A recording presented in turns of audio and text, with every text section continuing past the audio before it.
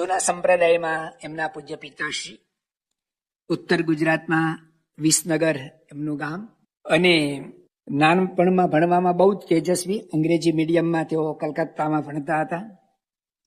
જ્યારે ભણતા હતા ત્યારે જ એ વખતે એમના પૂજ્ય પિતાશ્રી એક માજા મરકા, એક્ઝેક્ટ કદાચ નામ ખોટું પણ હોય, મજા માર્કા એ નામની એક ઘીની બહુ મોટી કંપની હતી, એમાં એ પાર્ટનરશિપ હતી એમની. એટલે એને કારણે એ વખતે બહુ ધીકતો ધંધો હતો. એટલે ગર્ભશ્રીમંત કુટુંબમાંથી તેઓ આવે છે. 1957માં બોચાસણમાં યોગીજી મહારાજના એમને પ્રથમ દર્શન થયા, અને દર્શન કરવા માટે ગયા ને તેઓ લખે છે કે હું 2 મહિના વેકેશનમાં એમની સાથે રહી ગયો. યોગીજી મહારાજનું દિવ્ય આકર્ષણ કહો કે એમની મુમુક્ષુતા કહો. તેઓ નિખાલસ ભાવે ઘણી વાર એવું કહેતા હતા કે હું જયારે યુવાન અવસ્થામાં હતો ને ત્યારે બહુ રજોગુણી હતો, ને સુખી સંપન્નના દીકરા છે, શહેરમાં ઉછાર થયો હોય એટલે રજોગુણ એટલે કે ખોટી સોબત સંગ એવું નહીં, પણ પૈસાની રેલમછેલ હોવાને કારણે મોજ શોખ, ખાવું પીવું, નાટક ચેટક જોવું, એવું બધું જ. તો એવો યુવાન પ્રથમ દર્શન કરવા માટે જાય છે. એ આજથી લગભગ આપણે 65 વર્ષ પહેલાની સંસ્થાની સ્થિતિ, પરિસ્થિતિ, મંદિરોની રહેવા જમવાની વ્યવસ્થા, એ બધું જોઈએ ને તો એવું લાગે કે આવા ભણેલા ગણેલા અને સુખી સંપન્ન દીકરાઓ છે ને 2 મહિના રહેવું છે એવું દૃઢ નિર્ધાર કરીને આવ્યા હોય તો પણ 2 દિવસ ન રહે.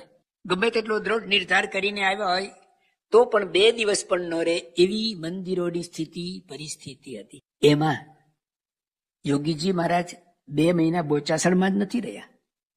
બોચાસણની આજુબાજુના ઘણા બધા ગામડાઓમાં યોગી બાપાનું વિચરણ હતું, અને એ વિચરણની અંદર એમણે આ બાપાની સાથે રહ્યા અને યોગી બાપાનો સમાગમ કર્યો. અને પછી તો બસ જે એમને લગ્ની લાગી ગઈ, તો સાધુ થયા ત્યાં સુધીમાં દર વર્ષે દિવાળીને ઉનાળુ વેકેશનમાં યોગી બાપાની સાથે પ્રથમ દર્શને જ પ્રીત લાગી ગઈ.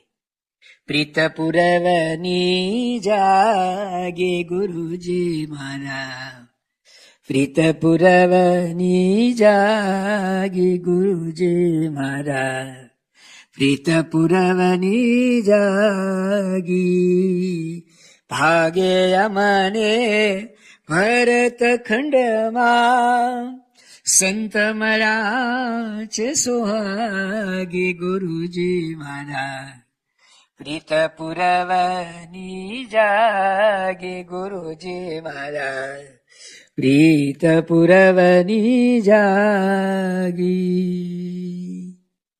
યોગીજી મહારાજે જ આવા મુમુક્ષુ હોય એને ખેંચ્યા કે તેઓ ખેંચાયા, હું કે તમે નક્કી કરી શકતા નથી. પણ 2 મહિના યોગીજી મહારાજની સાથે રહ્યા.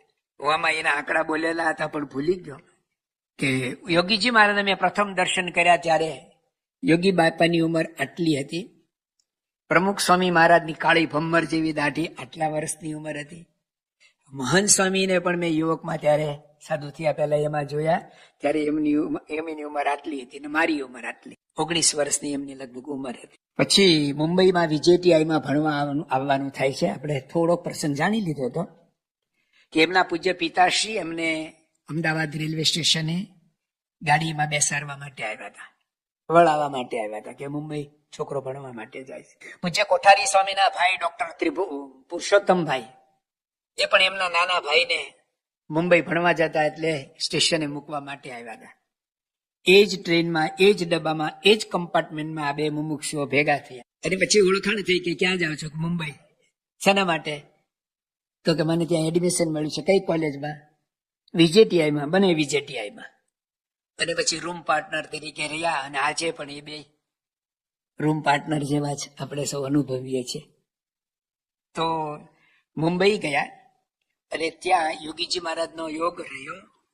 અને યોગીજી મહારાજ ત્યાં મુંબઈમાં ન હોય ત્યારે પરમ ભગવદીય શ્રી હર્ષદભાઈ દવેનો સમાગમ કરવાની યોગી બાપાની આજ્ઞા હતી, અને હર્ષદભાઈ દવેનો બધા સમાગમ કરતા.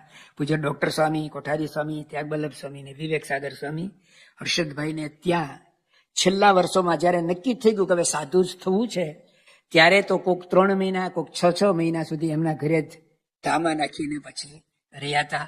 અને વિવેક સાગર સ્વામીએ લખ્યું ને કે હર્ષદભાઈ દવેનું ઘર એટલે બ્રહ્મ જ્ઞાનનો અખાડો. એ બ્રહ્મ જ્ઞાનના અખાડાની અંદર તૈયાર થયેલા યોગીજી મહારાજે પછી એમને આજ્ઞા કરી કે તમારે સાધુ થવાનું છે. તો મનથી તો બધા તૈયાર જ હતા. અને યોગી બાપાની આજ્ઞા આવી અને 1960માં મુંબઈની અંદર કપોળવાડીમાં 9 યોગેશ્વરોને યોગી બાપાએ દીક્ષા આપી.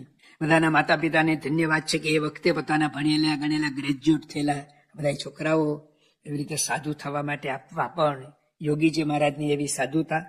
અને સાધુ ત્યાર પછી ગઢડામાં કળશ જયંતિ વખતે 51 યોગેશ્વરોને દીક્ષા આપી. ત્યારે એમને પણ દીક્ષા આપી અને એમનું નામ નારાયણ ભગત પાડવામાં.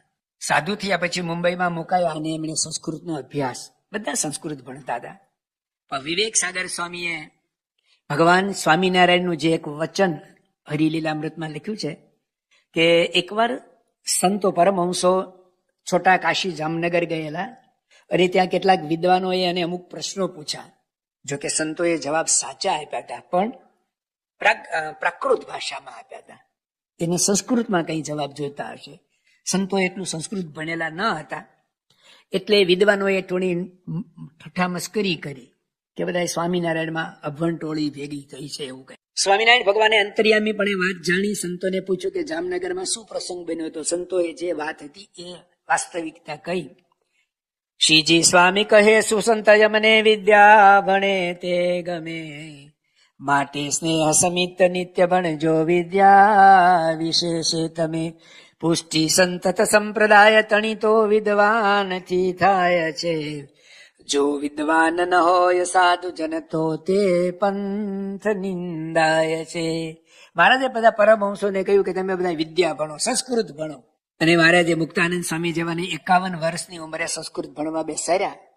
આ તો યોગી બાપાએ જેવા સાધુ થયા ને, યોગી બાપાએ કહ્યું એટલે સંતો ભણતા પણ એવું કહેતા કે ત્યારે સંસ્કૃત ભણવાનો એવો કંટાળો આવતો ને, કારણ કે કોલેજમાંથી ભણતા ને ત્યારે છેલ્લા વર્ષોમાં જયારે સાધુ થવાનું નક્કી થયું ને ત્યારે તો હાશ. અને એમાં પાછું ભણવાનું આવ્યું. પણ મોટા પુરુષની રુચિ. યોગી બાપા અરે સંસ્કૃત ભણેલા નહોતા ને પણ એ ગણેલા. એમણે જાણ્યું કે ભવિષ્યમાં સંપ્રદાયની પુષ્ટિ માટે ભગવાન સ્વામિનારાયણની જે આજ્ઞા છે એ પ્રમાણે સંતો તૈયાર થાય એ અતિ હિતાવહ છે. અને એનું બીડું સૌ વધારે સૌથી કોઈએ ઝડપ્યું હોય તો પૂજ્ય વિવેક સાગર સ્વામીએ સંસ્કૃતની અંદર ખૂબ પારંગતતા મેળવી. તેઓ ભણતા ત્યારે પછી નાના જે સંતો નવા સંતો હોય એને ભણાવવાનું કાર્ય કરતા. પૂજ્ય કોઠારી સ્વામી પણ મંદિરનો કોઠાર સંભાળવાની સાથે કોઠારી પદું સંભાળવા સાથે સાથે પણ ભણાવતા હતા. તો વિવેક સાગર સ્વામી ભણાવવામાં પણ બહુ જ કુશળ. ભલે થોડો લાભ મળ્યો છે 2-3 વર્ષ એમની નીચે ભણવાનો. ભણવામાં પહેલો નંબર લાવવો એ એક બાબત છે, પણ કોઈને સત્યનારાયણ શિરાની જેમ ગળે ઉતારી દેવું ને એ બહુ અઘરી વાત છે. કોઈક બહુ જ હોશિયાર બહુ વિદ્વાન હોય પણ બીજાને ભણાવી ન શકે. અમે સંતો ભણતા એમાં અમે જોયું વિવેક સાગર સ્વામીની ભણાવવાની રીત. અમે ભણતા ત્યારની જ હું વાત કરું છું, અત્યારે સંતો જે ભણ્યા એની મને અનુભવ ન હોય. પૂજ્ય પ્રેમ પ્રકાશ સ્વામી, પીપી સ્વામી એ જે ભણાવે ને તો વિદ્યાર્થી છે ને એના ક્લાસમાં હોંશે આવીને બેસી જાય, એટલું સુંદર ભણાવી શકે. વિવેક સાગર સ્વામી નંબર 1 એટલે ભણતા હતા અને એની સાથે બહુ સારું ભણાવતા હતા. એની સાથે સાથે બહારના જે વિદ્વાનો હોય એની સાથે પણ બહુ સારા સંબંધ રાખે. કોઈ પણ ધર્મના જ્ઞાતિના ગમે તે કોઈ પણ વિદ્વાનો હોય તો એની સાથે બહુ સારા સંબંધ. ભારતીય વિદ્યા ભવનના ઉપકુલપતિ ભાઈ શંકરભાઈ પુરોહિત ને બીજા બધા પંડિતો શાસ્ત્રીઓ સાથે ખૂબ સારો ઘરો બને, સારા સંબંધ. તેઓ પીએચડી થયા ત્યાં સુધીમાં પછી યોગી મહારાજ કે પ્રમુખ સ્વામી મહારાજની સાથે વિચરણ નથી કરતા, એ ભણે જ છે, ભણાવે જ છે. એ દરમિયાનમાં પણ જૂના મંદિરની અંદર એક બહુ જ પ્રકાંડ પંડિત, બહુ મોટા વિદ્વાન જુનાગઢની અંદર કૃષ્ણવલ્લભાચાર્યજી. કૃષ્ણવલ્લભાચાર્યજીની સાથે પણ એમને એટલો જ પ્રસંગ સંબંધ. એમની પાસે જઈને કલાકો સુધી બેહે અને એમની પાસે જે કઈ સત્વ તત્વ સારું હોય એ જાણી લે. વડતાલના એક શાસ્ત્રી હતા, ઘણી વાર આપણો બહુ વિરોધ પણ કરતા, તો પણ વિવેક સાગર સ્વામી એની પાસે જાય અને એની પાસેથી જે કઈ સારું સત્વ તત્વ કઢાવવાનું હોય તો કઢાવી શકતા. અને હરજીવન શાસ્ત્રી પણ વિવેક સાગર સ્વામીને એમની બાજુમાં બેઠા હોય ને તો એમને ગમતું. મને પણ એકવાર એમની સાથે જોડમાં જવાનો લાભ મળેલો છે. વડતાલમાં એની સાથે ગયા ત્યારે તો અને એવી જ રીતે જૂના સંપ્રદાયમાં આવવાથી અમદાવાદ મંદિરના નરનારાયણ દેવના એ વખતના મહંત દેવચરણ સ્વામી હતા, એમની સાથે તો એને બહુ સારા સંબંધ હતા. એટલે જૂના સંપ્રદાયના જે એવા વિદ્વાન સંતો હતા એની સાથે પણ એ સારો સંબંધ અક્ષર પુરુષોત્તમ સંસ્થામાં હોવા છતાં પણ રાખતા. એનું જે સારું કાર્ય હોય એ વખાણદાન કરતા. આનો ભદ્ર કર્તવ્ય યાંતુ વિશ્વત, ઉપનિષદનો જે મંત્ર છે એ પ્રમાણે ક્યાંયથી પણ સારું હોય તો એ ગ્રહણ કરતા. એટલે વિદ્વાનો અને સ્વામિનારાયણ સંપ્રદાયના વિદ્વાનો પાસેથી એ સાર ગ્રહણ કરતા. એની સાથે સાથે મુંબઈની અંદર લાઇબ્રેરી, ત્યાર પછી સંસ્થામાં જે લાઇબ્રેરીઓ થઈ, મુંબઈમાં એ જે જગ્યાએ રહેતા હતા બહુ જ નાની રૂમ, એમના માટે એકલા માટે નહીં પણ એ લાઇબ્રેરીની રૂમ બહુ જ નાની રૂમ. આમ તો આખું અક્ષર ભવન જ નાનું હતું, એટલે એક ફ્લોરની અંદર 60 સાધુઓને રહેવાનું. પણ એમાં પણ એમણે મુંબઈની લાઇબ્રેરીમાં 5000 જેટલા સંસ્કૃત અને પ્રાકૃત સાહિત્યિક બધા પુસ્તકો વસાવેલા. જૂના જૂના લેખો, ખરડાઓ, જે કંઈ જૂનું ક્યાંયથી મળે, સત્સંગીના ઘરે પ્રમાણભૂત ઇતિહાસકાર એવી જો કોઈ સાહિત્ય કે કંઈ સ્વામિનારાયણ સંપ્રદાયનું મળે તો એ બધું લાવે, સાચવી રાખે અને એની માવજત કરે. ભણતા ભણાવતા એની સાથે એક અચ્છા લાઇબ્રેરિયન પણ એ હતા. લાઇબ્રેરીના બધા પુસ્તકોને સરસ મજાના પૂઠા કરવા અને કોઈ ભણે લાવીને લઈ જાય મૂકવું બધું જ એકલા હાથે કરતા. એટલે વિવેક સાગર સ્વામી ભણાવ્યા ત્યાં સુધી એવું કહેવાય તો કહી શકાય કે એમની સાહિત્યમાં છે ને એ અત્યંત ઊંડા ઉતરી ગયા હતા. આપણે હમણાં જાણ્યું ને કે તો વિજ્ઞાન ટેકનોલોજીના વિદ્યાર્થી હતા, પણ યોગી બાપાએ એમને આજ્ઞા કરી તો મેઘાણી કૃત અને બીજા સારા કનૈયાલાલ મુનશી જેવા સૌરાષ્ટ્રની રસધારને એવા બધા સાહિત્યિક પુસ્તકો પણ ખૂબ મોટા પ્રમાણમાં વાંચેલા. એટલે એમના લેખનની અંદર આપણને આવી બધી છાપ પણ આજે જોવા મળે છે. તો આવો એમણે ઊંડાણપૂર્વકનો અભ્યાસ કર્યો. તેઓ જ્યારે ત્યાગી થયા ને ત્યારે એમને પાર્ષદ અવસ્થામાં 20 વર્ષ સુધી રહેવાનું થયેલું છે. 1960માં એને દીક્ષા લીધી, 61માં તે 81માં ભગવાન સ્વામિનારાયણ દ્વિશતાબ્દી પ્રસંગે પ્રમુખ સ્વામી મહારાજે ક્રાંતિ કરી અને બધી જ્ઞાતિના બધાને સાધુ બનાવ્યા. એ પૂર્વે સ્વામિનારાયણ સંપ્રદાયની અંદર હજી પણ કેટલાક જગ્યાએ અમુક જ્ઞાતિઓને ત્યાગાશ્રમની દીક્ષા નથી મળતી. આપણે ત્યાં ત્યાગાશ્રમની દીક્ષા મળતી પણ એને પાર્ષદ અવસ્થામાં રહેવાનું હતું. એ ભગવાન સ્વામિનારાયણ દ્વિશતાબ્દીએ પ્રમુખ સ્વામી મહારાજે ક્રાંતિ કરી અને બધાને પાર્ષદી દીક્ષા મળે પણ પછી થોડે સાધુની દીક્ષા મળે. તો 20 વર્ષ સુધી, એમાં છેલ્લા 10 વર્ષ 71 થી 81 સુધી પ્રમુખ સ્વામી મહારાજનું જે એકદમ અત્યંત કઠિન પીડાભર્યું વિચરણ હતું ને એમાં એ પોતે સાક્ષી છે. અને સફેદ કપડામાં ફરવાનું, ગામડા ગામમાં ફરવાનું, દિવસના 5-5, 7-7 ગામ, કપડા ક્યાં ધોવા, અને સફેદ કપડાને તો ડાઘ જલ્દી પડે. મને યાદ છે અમે વેકેશનમાં એમની સાથે જતા બાપાની સાથે લાભ લેવા.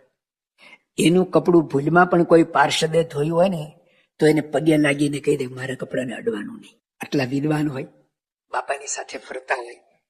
અને જે કંઈ એ વખતના અમે બધા સંતો હતા ને થોડુંક પણ જો કંઈ બોલતા, પ્રવચન કરતા, કથા કરતા કોઈ શીખ્યા ને તો બના બધા માટે રોલ મોડલ વિવેક સાગર સ્વામી જ હતા. એ જે તૈયાર કરે ને એની નોટ જ પછી એમાંથી એ બોલે અને આપણે સાંભળીને આપણે લખવાનું. વિવેક સાગર સ્વામી પોતે એવું કહે છે કે હું નોટ ન લખું, હું પહેલા બોલું ને પછી નોટ લખું. હું આજે જે બોલ્યો ને પછી યાદ કરીને લખેલો કે આ હું બોલ્યો તો. એવી એમના પર યોગી બાપા પ્રમુખ સ્વામી મહારાજની કૃપા. અને પછી મેં નોંધ લખી હોય ને એને પછી ફરી મઠારી કરી અને પછી લેખ પુસ્તક રૂપે આવે. સ્વામિનારાયણ પ્રકાશમાં જાય કે બીજે ત્રીજે લખીને પછી એના પુસ્તક થાય. હું પહેલા લખું ને પછી બોલું નહીં. યોગી બાપાની એમના પર કૃપા હતી. પણ અમે બધા એ જે બોલતા એમાંથી જ એ કરતા. તો 20 વર્ષ સુધી એમણે કોઈના કપડા કોઈને ધોવા આપ્યા નથી. અને ભૂલમાં પણ જો કોઈ ધોયા હોય ને તો રાજી થવાને બદલે નારાજ થઈ જાય, પગે લાગીને કહી દે મારા કપડા એના કપડા તાર ઉપર સૂકવાને કોઈ વાળે ને તો પણ એને ન ગમે. એ કે ગોપાળાનંદ સ્વામી એવું કહેતા કે આપણી કોઈક સેવા કરે ને તો એના માટે આપણે 2-5 માળા ફેરવવી પડે, એટલું પુણ્ય એટલું જતું રહે. મને તો આખો દિવસ માળા ફેરવવાનો સમય જ નથી મળતો. આમ તો વર્ક ઇઝ વર્શિપ, આખો દિવસ એની કર્મ એ જ ભક્તિ હતું. બાપાની સાથે અખંડ રહેવાનું એ જ એક મોટી ભક્તિ છે. તો એવું વિનયપૂર્વક કહી અને કોઈ દિવસ કોઈની સેવા એમને લીધી નથી. આ મને એકદમ યાદ આવે છે. 1974 થી એ પોતે સંસ્થામાં પ્રથમ PhD થયા અને પીએચડી થયા પછી બાપા પ્રદેશ પ્રવાસમાં આવ્યા ત્યારે એમણે સાથે લીધા. અને આપણા વિદ્વાન સંતોમાં સદગુરુ સંતોમાં એક સંત પૂજ્ય ઘનશ્યામ ચરણ સ્વામી કે ગુણાતીત મોરલો એ દિવસથી ટહુકવા માંડ્યો. આજની તારીખે બાપાની સાથે પરદેશ પ્રવાસમાં ગયા ને ત્યારે વિવેક સાગર સ્વામીએ પોતે કમ્પોઝ કરેલો એક વૈદિક મંત્ર વેદગાન તરીકે ગવાતો હતો. પણ દરેક સભાની અંદર ધૂન પ્રાર્થના થઈ જાય ને પછી એવું કે હવે પૂજ્ય વિવેક સાગર સ્વામી નારાયણ ભગત વેદગાન કરશે. અને પોતે ઉભા થઈ અને આવી અને આમ આંખ બંધ કરીને વેદગાનનો જે ઓમ હરમ, મને નહીં આવડે, મારો અવાજ નથી એવો, પણ જે મીઠે સુરે હલકથી જૂનું વેદગાન જો ક્યાંકથી મળે ને તો ખરેખર સાંભળવા જેવું. એનો જૂના બધા પ્રવચનોમાં જે ગામમાં જાય ને જો વેદગાન કોઈ સમયની અનુકૂળતા ન રખાયું તો લોકો આજે કંઈક ખૂટે છે સભામાં. અને વેદગાન પૂરું થાય ને તાળીઓના ગડગડાટ થાય, બધા એકદમ પિન ટોપ સાયલેન્ટ, બહુ ખુશ થઈ જાય. એવું સરસ એમણે વેદગાનનું કમ્પોઝિશન કરેલું. અને દરેક સભાના પ્રારંભમાં લગભગ બધી જગ્યાએ મોટી સભાઓ હોય ત્યારે અચૂક એ એમનું વેદગાન એમના મુખે સાંભળવા મળતું. બધા ખૂબ રાજી થતા. 1974માં બાપાની સાથે વિદેશ વિચરણની અંદર એમણે ખૂબ સારી કથા પ્રવચનો આ બધું કર્યું. અને એ દિવસથી પ્રમુખ સ્વામી મહારાજની પણ એમના ઉપર વિશેષ દ્રષ્ટિ પડી ગઈ. યોગીજી મહારાજના સાનિધ્યમાં યોગીજી મહારાજના સાથે વિવેક સાગર સ્વામી રહેતા ત્યારે પ્રમુખ સ્વામી મહારાજ જાણતા હતા કે વિવેક સાગર સ્વામી છે ને એમના પ્રત્યે યોગીજી મહારાજનો અસાધારણ પ્રેમ છે, એક કંઈક વિશિષ્ટ પ્રેમ છે. જયારે એ સાધુ નહોતા થયા ત્યારે વિવેક સાગર સ્વામી સાધુની દીક્ષા લીધા પહેલા દર વર્ષે ઉનાળામાં યોગી બાપાના સમાગમ કરવા દિવાળીને ઉનાળામાં જતા હતા. એકવાર ઉનાળાનો સમય છે, યોગીજી મહારાજ ભાલ પ્રદેશમાં, એટલે કે અમદાવાદ અને બરવાળાની વચ્ચેનો જે પ્રદેશ કહેવાય, ધંધુકાની આજુબાજુના ગામડા, ત્યાં યોગીજી મહારાજ હતા. અને વિવેક સાગર સ્વામીની આપણે વિવેક સાગર સ્વામીથી જ કહીશું, ભલે હજી દીક્ષા અત્યારે નથી લીધી, એ પ્રસંગ છે, પણ યોગી બાપાનો સમાગમ કરવા આવવાના હતા. એટલે યોગી બાપાએ જ્યાં તેઓ વિચરણ કરતા ત્યાંથી સાથે ફરતા બે યુવકોને પાણીની માટલી લઈ અને ત્યાં રાયકા સ્ટેશને મોકલ્યા કે નારાયણભાઈ આવવાના છે તો તમે જાઓ એમને લેવા માટે. જે ટ્રેનનું નામ આપ્યું તે ટ્રેનમાં બે યુવકો ત્યાં રાયકા સ્ટેશને પહોંચ્યા. ટ્રેન આવી, બે યુવકો એમને જોયા, મળ્યા અને કેવું યોગી બાપાએ મોકલ્યા છે. પાણી પીધું અને પછી બધા આવતા હતા. રસ્તામાં એનું ચંપલ છે તૂટી ગયું, તો ત્યાં તો કઈ બીજું રિપેર કરવા વાળો હોય નહીં. વૈશાખ જેઠ મહિનાની ગરમી છે અને ખુલ્લા પગે ત્યાં સુધી આવ્યા. યોગી બાપાને આરામમાં જવાનો સમય થઈ ગયો હતો અને યોગી બાપા એની રાહ જોતા હતા કે હમણે આવે. અને લગભગ 2:30-3 વાગે જયારે તેઓ ત્યાં અડવાળ પહોંચ્યા તો યોગી બાપા એમને રાહ જોતા હતા. અને આવ્યા ને એટલે યોગી બાપા એકદમ આમ સામે ગયા, પણ જોયું બાપાએ કે એના પગમાં કઈ ચંપલ નથી. ભગવાન સ્વામિનારાયણ કચ્છભુજમાં વિરાજમાન હતા અને પરમહંસો જયારે ત્યાં જાય છે ને, અને પરમહંસોને મહારાજે આજ્ઞા કરેલી કે ઉડવું આકાશ, પાથરવી પૃથ્વી, પગમાં પગરખા પણ ન પહેરવા. અને સંતો જયારે આવ્યા ને સંતોના પગમાં ફોલ્લા પડી ગયા હતા ને ત્યારે મહારાજના પગમાં પણ ફોલ્લા પડી. એવી રીતે યોગી મહારાજ આમ સામે વાહ જોઈને ઉભા હતા, જોયું કે એના પગમાં કઈ નથી. યોગી બાપા એકદમ આગળ ચાલ્યા અને એને આમ બાથમાં ખાલીને આસલીને નાખ્યું, પેટી પડ્યા. દોયલું મળવું દાસ એમ કરીને બાપાએ ખૂબ એમને સુખ આપ્યું. અને પછી પગનું જોયું ને તો યોગી બાપાને બહુ જ બળતરા થઈ, બધી હાથ ફેરવો, શાતા વળી. અને વિવેક સાગર સ્વામી કે મને જે કઈ પગમાં ગરમી લાગી હોય કે જે થયું, યોગી બાપાનો શીતળ સ્પર્શ થયો અને બધું યોગી બાપાએ એમને અસાધારણ પ્રેમ આપ્યો. બીજો પ્રસંગ, સુખી ઘરના દીકરા હતા, એ આપણે તો જાણી લીધું છે. સાધુ થવાને એક થોડોક સમય હજી બાકી, 1 વર્ષ વાર છે. એ પહેલવે તેઓ લખે છે કે એકવાર હું બાપાનો સમાગમ કરવા માટે ગયો હતો અને વેકેશન પડતો હતો. આવતીકાલે સ્કૂલ કોલેજ ખુલવાની હોય તો આજે અમે અહીંથી નીકળે યોગી બાપા પાસેથી, ત્યાં સુધી છેલ્લે સેકન્ડ સુધી બાપાની સાથે હોઈએ. અને આજે મારે હવે યોગી બાપા પાસેથી છૂટું પડવાનું હતું તો યોગી બાપાને પણ મનમાં હતું કે આજે નારાયણભાઈ જાય છે, આજે નારાયણભાઈ જવાના. યોગી બાપાએ જાતે રસોડામાં જઈ પૂરી અને સૂકી ભાજીનું ભાતું તૈયાર કરી આપ્યું. વિવેક સાગર સ્વામી લખે છે કે યોગી બાપાએ એક ટોપલીમાં સરસ મજાની બધી પૂરી ગોઠવી અને એક ડબ્બામાં કે શાક સૂકી ભાજી આપી પછી એ ટોપલીને બાંધવા માટે આવું ભગવું ગાતેર કપડું જે સંતોએ પહેરી લીધું ને ધોતિયાથી આમ બાંધી દીધું સરસ મજાનું. અને અમને સ્ટેશને મૂકવા માટે ઘોડાગાડીની વ્યવસ્થા કરી. હું ઘોડાગાડીમાં બેઠો, યોગી બાપા નીચે છે. અટલાદરા મંદિરના દરવાજા સુધી છેક વળાવા આવ્યા. અને પછી અમારી ઘોડાગાડી દરવાજાથી બારે ગઈ, યોગી બાપા ઉભા રહ્યા. અમારી ઘોડાગાડી જ્યાં સુધી દેખાતી એટલે અમે પણ યોગી બાપાના દર્શન કરતા રહ્યા. તો જોયું યોગી બાપા હજી ઉભા છે. એકબીજાના દર્શન બંધ થાય એટલે પછી તો યોગી બાપા જતા રહ્યા છે. એટલું પ્રેમથી યોગી બાપાએ મને ભાથું બાંધી આપ્યું હતું. વિવેક સાગર સ્વામી આ પ્રસંગ કહેતા એમની એક આંખ રડે છે અને એક આંખ હસે છે કે હું કેટલો ભાગ્યશાળી કહેવાય કે મને ખુદ ગુણાતીત ગુરુ યોગીજી મહારાજે જાતે પૂરી બનાવી, ભાથું બનાવી આપ્યું, ટોપલો બાંધી આપ્યો અને મને ઘોડાગાડીમાં બેસાડીને વળાવ્યા આપ્યા. અને પછી આ તમે આ ટાઈમે ભૂખ લાગે ત્યારે આવી રીતે ખાજો, એટલી બધી ભલામણ કરે છે. આ મારું સદભાગ્ય. એ હું જયારે વાત કરું છું ત્યારે મારા જેવો ભાગ્યશાળી કોણ એ મને થાય છે. બીજું મારી દુઃખની વાત, મારું રડું એનું આવે છે કે એ વખતે ડિલક્સ ટ્રેન શરૂ થઈ હતી. મેં ચેર ક્લાસની અંદર બુકિંગ કરાવ્યું હતું અને ચેર ક્લાસની અંદર ડાઇનિંગ ટેબલ હોય ને, જે જમવાનું એમાં થાળી સાથે આવે. એટલે કે નક્કી કર્યું તો કે હવે મારે સાદું થઈ જવાનું છે, પછી તો જમાય નહીં. એટલે આ વખતે ચેર ક્લાસમાં, ફર્સ્ટ ક્લાસમાં જવું અને ડાઇનિંગ ટેબલથી ત્યાં જ જમવું એવું નક્કી કર્યું હતું, બધું પ્લાનિંગ કર્યું હતું. એટલે હું સ્ટેશને ગયો અને ચેર ક્લાસમાં જ બેઠો. અને આ જે ટોપલી સાથે લીધી હતી ને એ પછી ઈશ્વરચરણ સ્વામીના નાના ભાઈ પ્રદીપ મને લાગે સાથે હતા, તે મેં પ્રદીપને આપી દીધી. લે પ્રદીપ, આ પ્રસાદી છે. એટલે કે મને એનું દુઃખ છે કે મારી નાદાનીમાં મારાથી યોગી બાપાએ આ તૈયાર કરેલું ન અપાયું.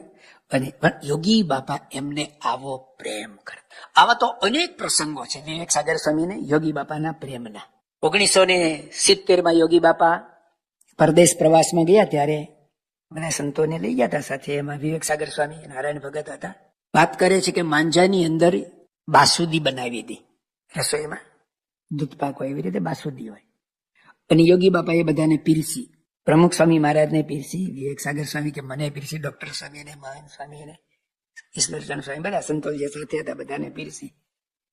બાસુદી ખૂટી ગઈ. એટલે બીજી પંગતમાં જે જમવાના સંતો હોય ને એ બાસુદી રહી નહીં. અને પછી ખબર પડી કે બાસુદી ખલાસ થઈ ગઈ છે. પણ તો બાપાએ કીધું આવતીકાલે ફરી બનાવજો. આવતીકાલે તો ફરી બનાવવાની. પણ આજે યોગી બાપાએ જે બાસુદી પીરસી ને વિવેક સાગર સ્વામી કે લખે છે કે એ બાસુદી ખાવાથી પ્રમુખ સ્વામી મહારાજ અને મને, એટલે કે વિવેક સાગર સ્વામી, અમને બેને ઝાડા થઈ ગયા. એટલે 2-4 વાર ઝાડા જવું, ટોયલેટ જવું પડ્યું. એટલે બીજે દિવસે બાસુદી બનાવીને અને બપોરે યોગી બાપા ઠાકોરજી જમાડવા બેઠા ને, પ્રમુખ સ્વામી મહારાજ તો એમના વાલા પ્રમાણે જવું પડે એટલે ગયા, પણ હું ગયો જ નહીં. કારણ કે આજે બનાવી છે તો યોગી બાપા તો દરરોજ પીરસે. સંત જમાડવા આદરે આવે, એક હાથે કેળે એક લોડાવે.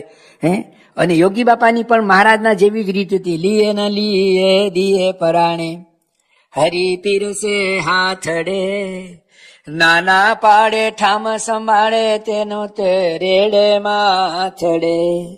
યોગી બાપા બહુ પ્રેમ કરીને જમાડે. એટલે વિવેક સાગર સ્વામી કે હું તો ગયો જ નહીં. અને બધા જમવા બેઠા ને યોગી બાપાએ આમ જોયેલું કે નારાયણ ભગત ક્યાં છે. તો કોઈ બોલાવા ગયું ને તેમણે કહ્યું કેજો મારે જમવું નથી, મારે નથી જમવું. એટલે હું તો યોગી બાપાએ ફરી મોકલ્યા કે જાવ જમવું ન હોય તોય આવે. એટલે એમણે કહ્યું કે મારે જમવું જ નથી. તો યોગી બાપાએ કહ્યું તો દર્શન કરવા માટે આવો, દર્શન કરવા માટે આવો. એટલે ટૂંકમાં એમની સાથેના એવા ઘણા પ્રસંગો એમને નોંધ્યા છે, લખ્યા છે કે યોગી બાપાની સાથે અસાધારણ પ્રીતિ પ્રેમ હતી. પ્રમુખ સ્વામી મહારાજ પણ જાણતા હતા કે યોગીજી મહારાજની સાથે અત્યંત પ્રેમ ભાવથી જોડાયેલા છે. એટલે 1974 પ્રમુખ સ્વામી મહારાજ સાથે વિદેશ વિચરણની અંદર એને કથા પારાયણ પ્રવચનો કર્યા અને બાપાની એમના પર વિશેષ દ્રષ્ટિ પડી ગઈ. અને એ દિવસથી બાપાએ એમને પોતાની સાથે લીધા. તો બાપાએ છેલ્લો શ્વાસ છોડ્યો ત્યાં સુધી વિવેક સાગર સ્વામી પ્રમુખ સ્વામી મહારાજના પડછાયો બનીને એમની સાથે ને સાથે એમને વિચરણ કર્યું. યોગી બાપાની સાથે તેઓ ફરતા ત્યારે યોગી બાપાએ એમને કહેલું કે આ બધું જ તમારે લખી લેવું. મને તમને બધાને કોઈનું લખેલું વાંચવું ગમે, પણ આવા વિચરણની અંદર, આવા ભીડાની અંદર એ ડાયરીઓ લખવી, વિવેક સાગર સ્વામીને આપણે જેટલા ધન્યવાદ આપીએ એટલા ઓછા છે. એમણે યોગીજી મહારાજની આમ તો એના હાથની અંદર લખેલી તો 200 થી વધારે ડાયરીઓ હતી, પછી એને ફેર કરી તો 80 ડાયરી થઈ. એ પોતે જ પોતાની વાત કરે કે મારા અક્ષર ગાંધીજી જેવા કોઈને ના ઉકલે, મને પોતાને ના ઉકલે. એમણે પોતે થીસીસ લખીને એમાં લખ્યું હતું કે મારી થીસીસ લખવામાં મારા આસિસ્ટન્ટ કોઠારી સ્વામી, આસિસ્ટન્ટ તો ના કહેવાય આમ પણ, એટલે કોઠારી સ્વામી એ બધું એ બોલે ને એના અક્ષરમાં કોઠારી સ્વામી ને એમના બધા અક્ષર ઉકલે. કારણ કે બે સાથે પહેલેથી રહ્યા છે ને, ગમે તેવા રફ લખેલા હોય ને તો કોઠારી સ્વામીને ઉકલે કે આ જ લખેલું છે. એટલે એમની આખી થીસીસ પૂજ્ય કોઠારી સ્વામીએ સારા ફેર અક્ષરમાં લખી આપી છે. તો વિવેક સાગર સ્વામીએ એના જે અક્ષર હતા એ એટલા બધા ખરાબ નહોતા, પણ આટલી બધી ઉતાવળમાં લખવાનું હોય, નીચે રાખવાની કોઈ સાંધર ન હોય એવી સારી પેનો નહોતી, સારા કાગળ નહોતા, એટલે અક્ષર એવા સ્વાભાવિક હોય થાય. પણ એમાં પણ એને બહુ જ હજારોની લાખોની સંખ્યામાં પાનાઓ, પત્રો અને રિપોર્ટ બધું લખી અને સંસ્થાની મહાન મહાન મહાન સેવા કરેલી છે. યોગીજી મહારાજના 2-3 મુખ્ય પ્રવચનો છે. એક તો સમગ્ર અમારા બીએપીએસ સંસ્થાના સાધુ સમાજ માટેની બહુ મોટી દેન. યોગીજી મહારાજ જુનાગઢની અંદર આજે સવારની સભામાં યોગી બાપાની વાતો કરી હતી એમની પુણ્યતિથિ નિમિત્તે, કે જુનાગઢમાં એમને 2.5 કે 2.5 વર્ષ જ રહેવાનું થયું છે, પણ તે છતાં યોગી બાપા વારે વારે આ બધા સંતો બનાવ્યા પછી કહેતા કે અમારા જુનાગઢમાં, અમારા જુનાગઢમાં, અમારા જુનાગઢની રીત. તો એ જુનાગઢની રીત, રસમ શું હતી, સાધુતાનો કસબ શું હતો, યોગીજી મહારાજ જે બોલ્યા એ એને શબ્દ સે લખી અને અમારા જુનાગઢમાં એ ટાઇટલ નીચે જ એક સંતો માટેની બહુ સુંદર નાની પુસ્તિકા છે, જે વાંચવાથી સંતોને પોતાનું જીવન ક્યાં છે, કેવું બનાવવું જોઈએ, એની પળે પળે એને એમાંથી જાણપણું મળે એવું સુંદર એ વિવેક સાગર સ્વામીએ લખ્યું છે. અને બીજું, આપણે મેળાવની પ્રાર્થના 28મી ફેબ્રુઆરીએ યોગી બાપા મેળાવની અંદર 66ની સાલમાં, અને યોગી બાપા વહેલી સવારે ઉઠીને મંગળ પ્રવચનમાં એના હૃદયની અંદરથી જ અચાનક ગુરુ મહિમાના સ્ત્રોત્ર શબ્દો એ જે વહેવા લાગ્યા ને, વિવેક સાગર સ્વામી, મહાન સ્વામી મહારાજ ત્યાં હતા, ઈશ્વરચંદ સ્વામી, કે અમે 3-4 સંતો હતા અને યોગી બાપા બોલતા આછું અજવાળું હતું, પણ યોગી બાપાએ અમને કહેલું ને કે તમારે બધું લખી લેવું. તો યોગી બાપા બોલતા જતા હતા ને વિવેક સાગર સ્વામી એમ એક બાજુ ખૂણામાં અમને બતાવેલી જગ્યા પર કે આ જગ્યાએ બાપાનો પલંગ હતો, આ ખૂણામાં હું બેઠો હતો અને આવી રીતે લખતો હતો. નીચે લખીને ટેકો રાખવાનું કઈ હતું નહીં, પણ બધું શબ્દ શબ્દ લખેલું. મેળાવની પ્રાર્થના યોગી ગીત આપણે વાંચીએ ને, એમાં પૂજામાં આપણે આ પ્રાર્થના વાંચીએ છીએ, એ પ્રાર્થના પૂજ્ય વિવેક સાગર સ્વામીએ લખેલી છે. પ્રમુખ સ્વામી મહારાજની સાથે જોડાયા પછી એમની મુખ્ય સેવા હતી કે બાપાની સાથે એમને પધરામણીમાં જવાનું. અતિશયોક્તિ ન હોય તો પ્રમુખ સ્વામીનો પડછાયો એટલે વિવેક સાગર સ્વામી. જ્યાં આપણી કાયા ત્યાં આપણી છાયા, કાયા અને છાયાને આપણે જુદી ન કરી શકીએ. એમ પ્રમુખ સ્વામી મહારાજને જેટલો ભીડો પડ્યો છે ને, એટલો જ ભીડો વિવેક સાગર સ્વામીને પડ્યો છે. સાંકરીમાં અમારી સંતોની શિબિરમાં બાપાના ભીડા ભક્તિની વાત નીકળી કે પ્રમુખ સ્વામી આજ આવો આવો આટલો ભીડો. વાત સાચી હતી, વાસ્તવિક પ્રસંગો જ રજૂ થયા હતા. અને જયારે બાપાને પ્રવચન કરવાનું, આશીર્વાદ આપવાના વારો આવ્યો ત્યારે બાપા કે તમે મારા ભીડાની વાત કરો છો, મારા કરતા તો વિવેક સાગરને ડબલ ભીડો છે. બાપા તો વિવેક સાગર બોલે, બાપા કે વિવેક સાગર સ્વામીને મારા કરતા ડબલ ભીડો છે. બાપા કે હું તો કદાચ બપોરે સુઈ જાઉં. વિવેક સાગર સ્વામી બાપાની સાથે ફર્યા ત્યારે એક ગામમાં એક જ દિવસ રોકાવાનું હોય, કોઈના ઘરે ઉતારો હોય ને તો એને સત્સંગની વાતો, સત્પુરુષની વાતો કરીને પછી જે જંપે. મને યાદ છે 1977માં અમે 10 સંતો બાપાની સાથે હતા. ડરબનની અંદર અમે 7 દિવસ રહ્યા અને છેલ્લે દિવસે વિદાય હતી મગનભાઈ ગોસાઈને ત્યાંથી, અને એમનો દીકરો બાપાની પાસે આવ્યો. મગનભાઈ એના દીકરાને લાવ્યા. બાપા કે આ કોણ છે? તો કે મારો દીકરો. નામ ઠામ પૂછ્યું બાપાએ, અને પછી એ તમે તો બાપા બીજું શું કરી શકે, થોડી એને વાત કરી આ હતી. પછી બાપાએ અમને સંતોને કહ્યું કે આ સમયે મને વિવેક સાગર યાદ આવ્યા. વિવેક સાગર સ્વામી કે હું જ્યાં જાઉં ને ત્યાં જેના ઘરે ગયા મારી કોઈ ચિંતા નહીં. જેના ઘરે ઉતર્યા એની ઘરે એના સગા સંબંધી મહેમાનો આવ્યા હોય તો કલાકો સુધી વાતો કરે. રાતના 12-2 વાગ્યા હોય તો પણ એને સંસ્થા સત્પુરુષ સત્સંગ છે એની દ્રઢતા કરાવીને પછી એ સુવે. એટલે બાપાએ કહ્યું કે મારા ભીડા કરતા તો વિવેક સાગર સ્વામીને વધારે ભીડો છે. એ વિવેક સાગર સ્વામી યોગી બાપાના સમયથી વહેલી સવારે 4:30 વાગે ઉઠે. લગભગ 99% મંગળા પહેલા એની પ્રાતઃ પૂજા બધું પૂરું થઈ ગયું હોય. આજની તારીખે પણ હજી એવા જ એ જ સમયે જાગે છે અને નિત્યક્રમમાં બધો પૂરો કરે છે. અને ત્યાર પછી બાપાની પ્રત્યેક ક્રિયાની અંદર એને સાથ પણ આપવાનો અને સાધકની તરીકે સાધના પણ કરવાની. આટલા વર્ષથી સાથે ફરવા છતાં પણ બહુ વર્ષો પછી, એટલે કે બાપાની સાથે લગભગ 35 વર્ષથી ફરતા તો હોય મુંબઈની અંદર એકવાર, ત્યારે બાપા પ્રમુખ સ્વામી મહારાજ 12 વાગે આરામમાં જતા હતા. તો 12માં 5-7 મિનિટની વાર હોય ત્યાં સુધી પોતાના રૂમમાં લખતા હોય ને એ બંધ કરીને આવે કે હમણાં બાપા હવે આરામમાં જશે. તો છેલ્લે પોઢે પ્રભુ સકલ મુનિ કે શ્યામ દર્શન કરવા આવે. સવારે ઉઠે ત્યારથી આખો દિવસ પડછાયાની જેમ સાથે જ હોવા છતાં પણ પ્રમુખ સ્વામી મહારાજના પોઢે પ્રભુ આરામમાં જતા છેલ્લા દર્શન કરવા માટે, જાણે પહેલી વાર તમે પરદેશથી બાપાના દર્શન કરવા ગયો જેટલી આતુરતા અને ઉતાવળ હોય એવી આતુરતા અને ઉતાવળથી વિવેક સાગર સ્વામી રૂમમાં આવે અને આમ બાપાના દર્શન કરતા. બાપાની પાસે દર્શન કરવા માટે આવ્યા અને મીટિંગ ચાલુ હતી અને સેવકોએ આમ બારણું ખોલીને બધું કરે ને, તો બાપાએ કહ્યું હજી મારી મીટિંગ પોણો કલાક કે કલાક ચાલશે, બધા હુઈ જાઓ. આમ જો તો આજ્ઞા થઈ કે ભાઈ આ તો દરરોજનું છે તો શું કરવું. મારા જેવા કેટલાય આજ્ઞા પાળી લીધી. વિવેક સાગર સ્વામીએ સાંભળી લીધી. પાછા લખવા ગયા અને જીદ કીધું હતું ને પોણો કલાક કે કલાક, તો પોણો કલાકે ફરી પાછા આવીને ઉભા રહે. આ વિવેક સાગર સ્વામી શ્રદ્ધાવાન લભતે જ્ઞાનમ. 2-3 દિવસ સમાગમ કરવા માટે જઈએ ને તો સારું, અથવા બાપા અહીંયા 7 દિવસ રહ્યા ને ત્યારે આપણને બહુ મજા આવી હતી, પણ 8મે દિવસે બાપા ગયા ને આપણે બધા લાંબા હોડ તાણીને હોઈ ગયા હતા.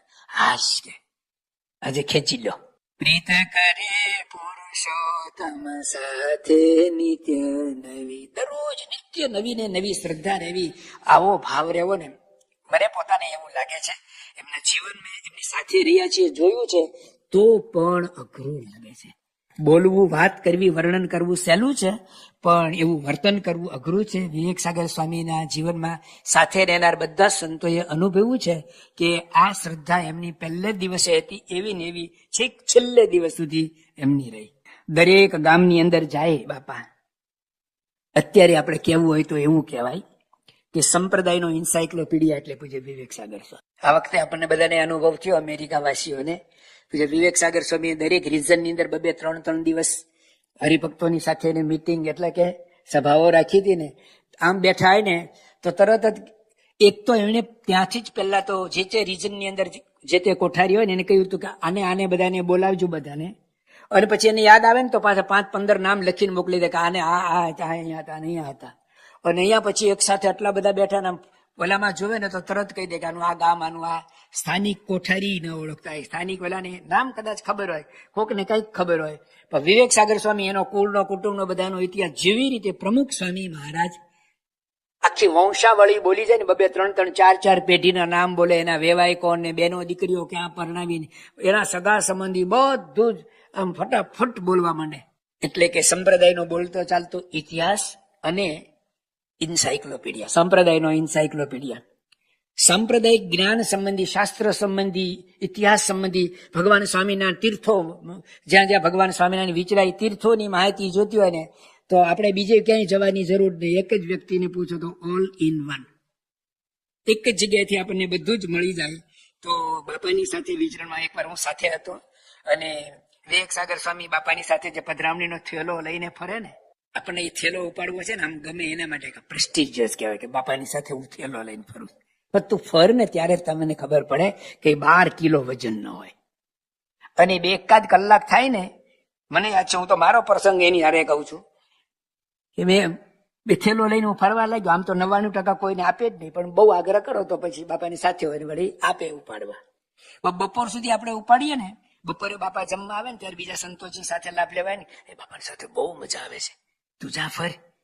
એટલે બીજા સંતને આપણે પકડાવી દઈએ ને આપણે બપોર સુધીમાં જ આપણી પરીક્ષા થઈ જાય. આપણે ક્યાં છીએ?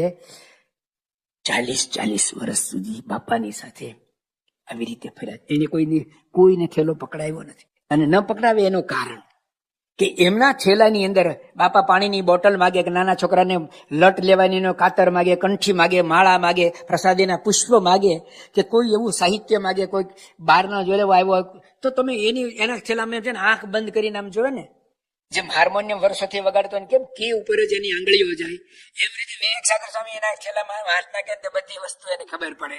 અને મારા જેવાને આપતા જ ટાઈમ લાગે, એટલે પછી એ ફાવે નહીં તો એને કોઈ દિવસ એ થેલાની સેવા એમણે વર્ષો સુધી બાપાની સાથે રહી અને આવી રીતે કરી. અને જે ગામમાં ગયા એ હરિભક્તોના નામ ઠામ હમણે છેલ્લા ઘણા સમયથી એટલે કે લગભગ 2 વર્ષથી મારા ખ્યાલ પ્રમાણે 60 પ્રવચનો એને આપ્યા છે સંતોની સભામાં. સંતો એટલે સારંગપુરમાં, જે અત્યારે સંતો સારંગપુરમાં તેઓ આ કોરોના કાળ દરમિયાન રહ્યા ત્યારે એ દરમિયાનમાં એમણે બાપાની સાથેનું વિચરણની વાતો બધી કરી છે. જે ડાયરીમાં લખ્યો ને એ પાછી અમને બધાને વાત કરતા હતા. 100 વાતો કરી છે.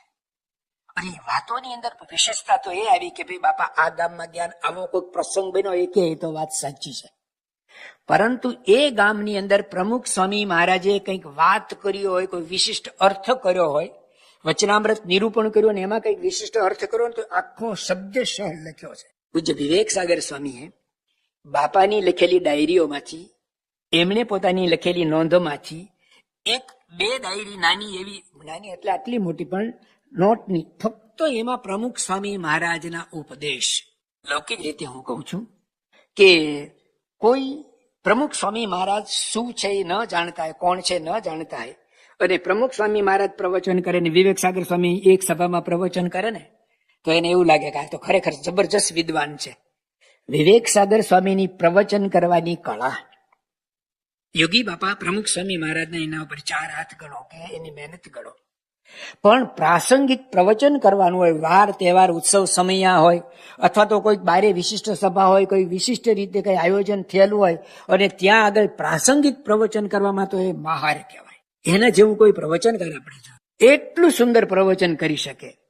અને પ્રમુખ સ્વામી મહારાજ તો તમે કહે ને, અમારે ઘનશ્યામ ચરણ સ્વામી કહે ને, કાચો ચણા અને શેકેલા ચણા વાવવા હોય તો કયા ઉગે. ભલે બાપા સાવ સાદી સરળ ભાષામાં બોલે ને, પણ એ કોકની સામે જોવે, કોઈકને બોલે ને કે સાધુ થાય તો એ સાધુ થઈ જાય તરત. પણ પ્રમુખ સ્વામી મહારાજની એવી સાદી સરળ વાણી ભાષામાં પણ કંઈક એવું સૂત્રાત્મક, સત્યાત્મક, સિદ્ધાંતિક વાક્ય આવે ને એને ડાયરીમાં લખ્યું, એઝ ઇટ ઇઝ લખ્યું હોય. એમની સાથે બીજા મહાનુભાવો કોઈ આવ્યા, મળવા મુલાકાતીઓ આવ્યા, એના જીવનમાંથી કઈ ઉદ્ગાર નીકળી ગયો હોય, પ્રમુખ સ્વામી મહારાજ માટે કંઈક બોલાયું હોય, સારું બોલાયા ને તો વિવેક સાગર સ્વામી એઝ ઇટ ઇઝ એને એ જે બોલ્યા ને એ જ કેટલીક વાર છેલ્લે બાપાની બાજુમાં એક નાનું ટેપ રેકોર્ડ પણ મૂકતા હતા. બાપા જે બોલ્યા એમાં આવી જાય.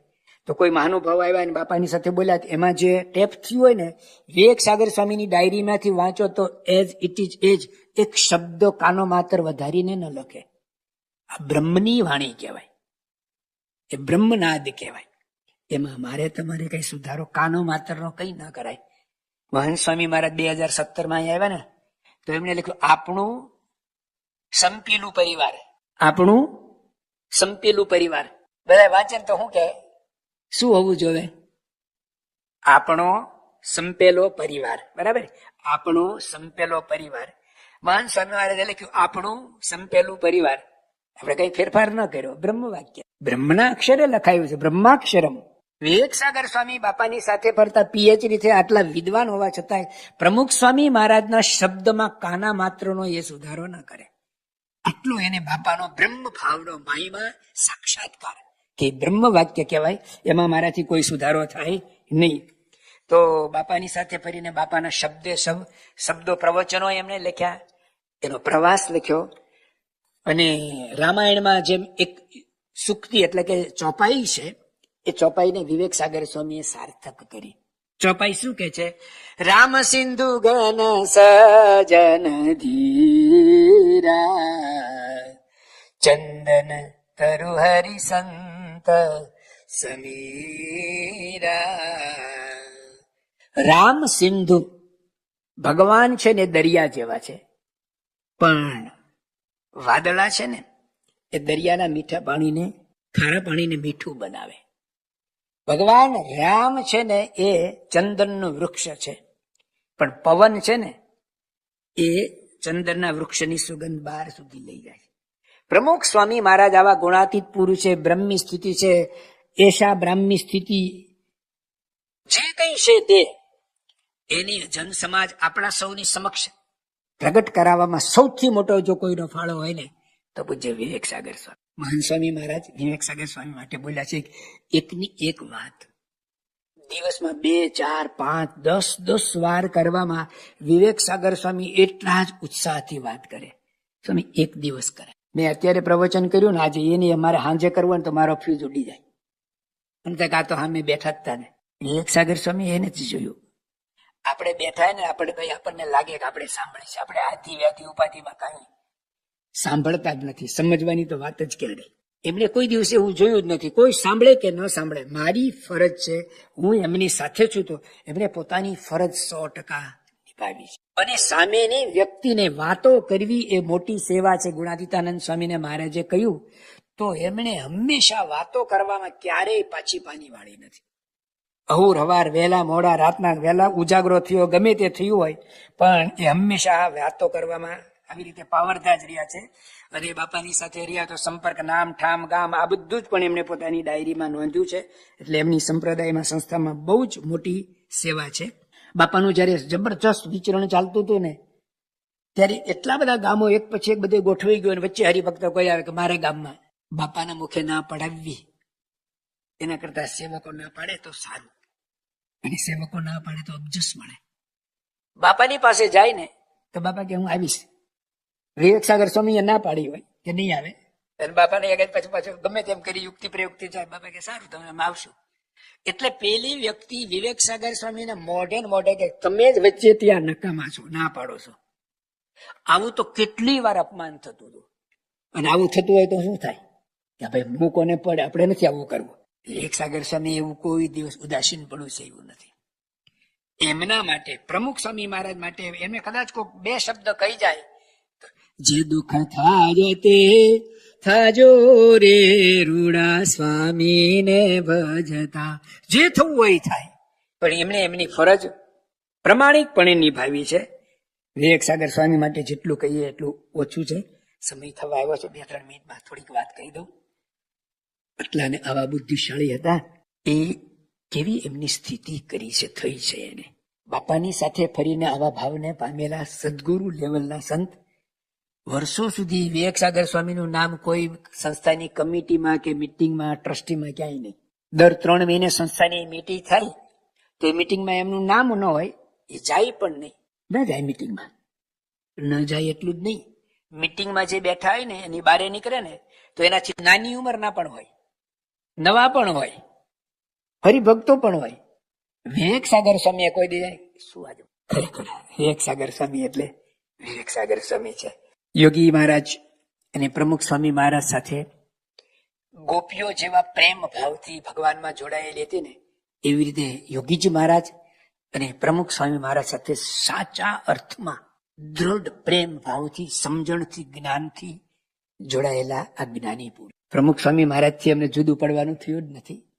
1977 પ્રમુખ સ્વામી મહારાજ પ્રદેશ પ્રવાસમાં આવ્યા ત્યારે વિવેક સાગર સ્વામી ભારતમાં હતા, વિચરણમાં ગયા હતા. પછી એકેય વાર બાપાએ એમને કર્યું નથી.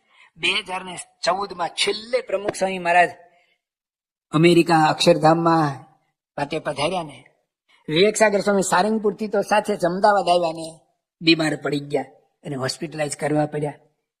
અને છેલ્લો એ દિવસ હતો, બીજો કોઈ ઉપાય જ નહોતો. બપોર પછી બાપાને નીકળવાનું હતું અને ડોક્ટરોએ કહ્યું કે જઈ શકાય એવી સ્થિતિ જ નથી. એટલે એ પ્રવાસમાં વિવેક સાગર સ્વામી ત્યાં અમદાવાદ રોકાયા. બાપા અહીંયા અમેરિકા આવ્યા. 10 દિવસનો એમનો કાર્યક્રમ પૂરો કરીને બાપા પાછા 14 દિવસ કે કંઈક પાછા જયારે બાપા આવ્યા અને બંનેનું જે મિલન આપણે વિડીયોમાં એ વખતે દર્શન કર્યા છે, હજી દર્શન થાય છે. આપણને લાગે કે ખરેખર જો તુમ તોડો પિયા મેં નહીં તોડું, મેં વાલો વશ કીધા મુજને વાલે વશ કીધી, આમી સામી પાન બીડી લીધી ને દીધી. વિવેક સાગર સ્વામીને પ્રમુખ સ્વામી મહારાજ પ્રત્યે જેવું હેત હતું એવું જ, બલકે એથી વધારે હેત પ્રમુખ સ્વામી મહારાજને વિવેક સાગર. છેલ્લા દિવસોની વાત સમય નથી ને આપણે કરી પણ નહીં શકીએ, મારું ગળું પણ નહીં બોલી શકે. એ બધું યાદ આવે તો મારાથી જ નહીં બોલાય, પણ એના જીવનમાંથી આપણને ઘણું ઘણું શીખવાનું મળે છે. શ્રી સ્વામિનારાયણ ભગવાનની જય.